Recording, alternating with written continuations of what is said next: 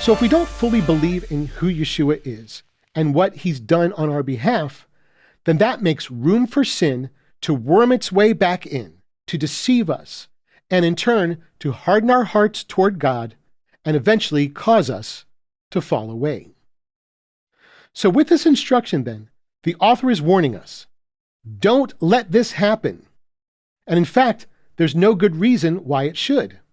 Because as he reiterates in verse 14, we have become sharers of the Messiah if to the beginning of the confidence we hold fast until the end.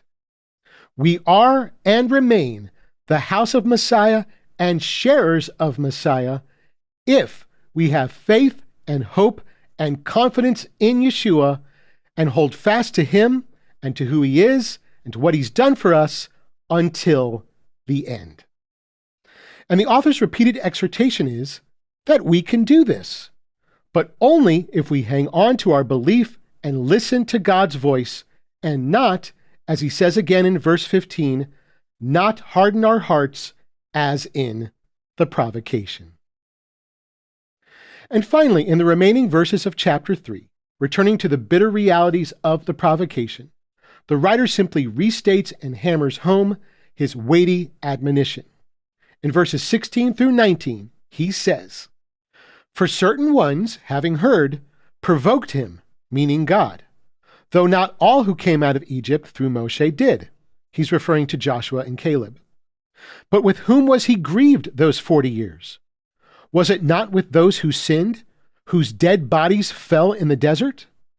And to whom did he swear that they would not enter into his stopping place, except those who did not believe? And so we see that they were not able to enter in because of unbelief." The writer now is stating the problem as clearly as he can in order to make sure that we completely understand the stakes.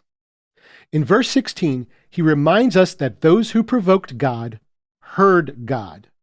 They knew what he wanted, such that their provocation was without excuse. In verse 17, he asks rhetorically, with whom was God grieved during the 40 years in the desert? And he answers that God's grief was over those who sinned. And in verse 18, he asks again, to whom did God swear that they would not enter into his stopping place? And he answers that it was with those who did not believe. The one who provokes God then sins by that provocation.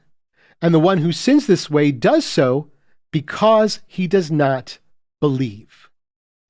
The author's warning to us is very simple and very grave.